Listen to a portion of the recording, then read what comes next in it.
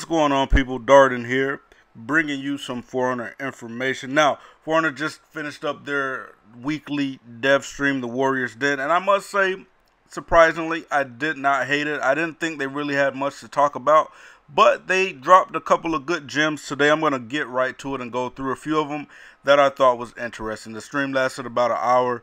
And I'm going to just pick out a few things that I think you might find interesting and that you should know. So, first of all, if you are into or if you entered the logo creation process thing that they were having, the winners of the logos will be announced during the next stream. So, if you're one of those creative people who spent hours making a logo and submitted it, they will be announcing the winners next stream. You also should get an email if you won or anything like that. Moving right along, patch 1.08, which was released for the PC last week, should be releasing tomorrow for the consoles. So rejoice, us console owners, us lowly console owners.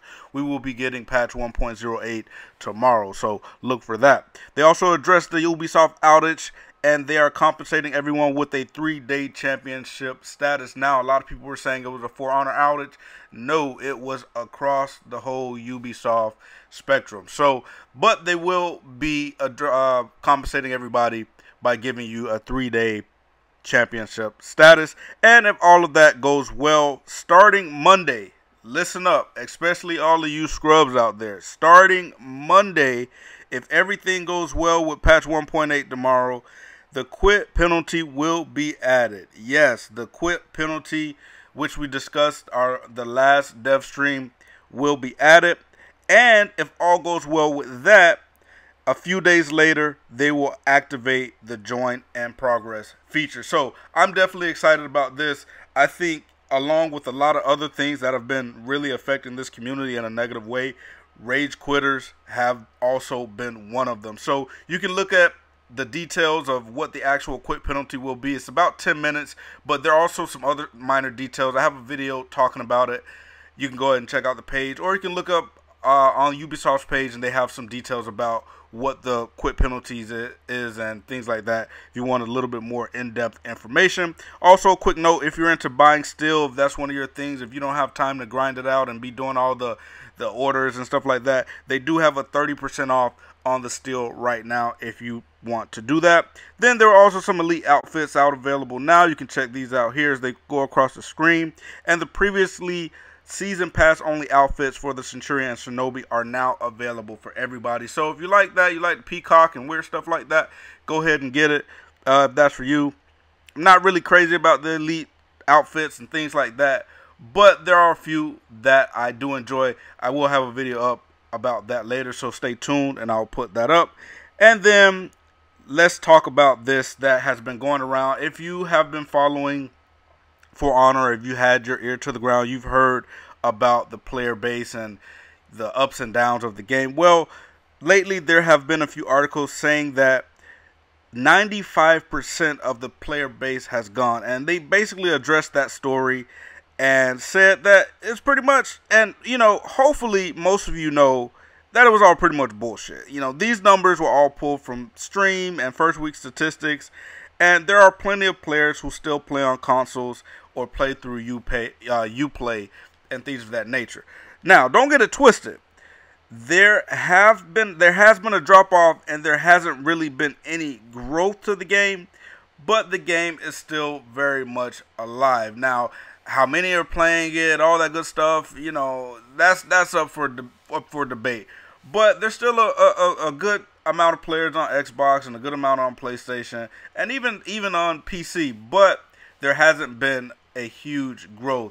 So they addressed that. They said it was pretty much bullshit, but again, there really hasn't been any growth to the game. And when you have a game like this that's constantly being updated, have stuff constantly coming out, it's mostly online, you would want to see some type of growth to the game. And then this was also pretty cool. I didn't think I would enjoy it, but I ended up enjoying it, and I'm going to show it to you right now. They also showed off some early footage of the game and what they imagined it would be. They also showed off a cinematic film. It looks like gameplay, but this is from 4 years ago, and it's actually a cinematic film, and I thought it was pretty cool. You guys let me know what you think in the comments below. I might actually do a video about this a little later, about some things that were in this that maybe they could implement a little bit later. But we will talk about that a little bit later, because they did actually tease team emotes, which you can probably see in this video here. Some of the emotes of the characters, they are interacting with each other in their emotes. And now for the balance changes. So they are nerfing defense penetration. If you are into stats and things like that, defense penetration will be getting a nerf. All stance change times are now the same. So every fighter should have the same stance change speed. So if you're a Centurion or a Lawbringer and things like that, your stance change was a little bit slower than everybody. Now it's up to date. It's not there yet. Excuse me, it's not there yet. But in the next update, not 1.8, but the one after 1.8, the title update, these are the things that are going to be coming in. Let me say that. This is not in 1.8, but when the next title update comes, these are the changes that are going to be taking place. So you still have a little bit of time with these things. Also, Kensei, everyone crying about Kensei buffs. He is getting a buff to a few of his moves. So Kensei, we wanted to improve his initiation game and gives him quicker access to his mix-ups with the heavy attacks.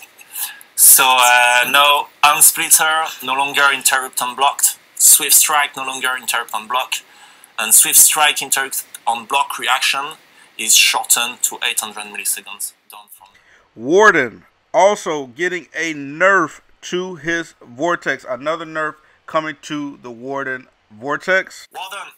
So Warden, we've made a slight nerf to the Vortex. Now the cancel to guard break or to idle is only available in the 400 milliseconds.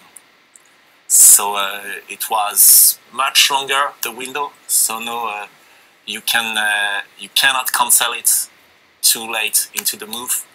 We already fixed that a little bit, like a month ago or something like that. Now we're going a little bit more drastic. That will not have an impact on all of his matchups, but that will be useful in a Warden against Warden or Warden against Kensei situation, for example. Shinobi is also getting a nerf. So Shinobi, we want to go step by step with the Shinobi. So we start this week with a nerf on his kick. The double dodge can no longer connect to a guard break. You need to wait for the end of the move in order to do your guard break.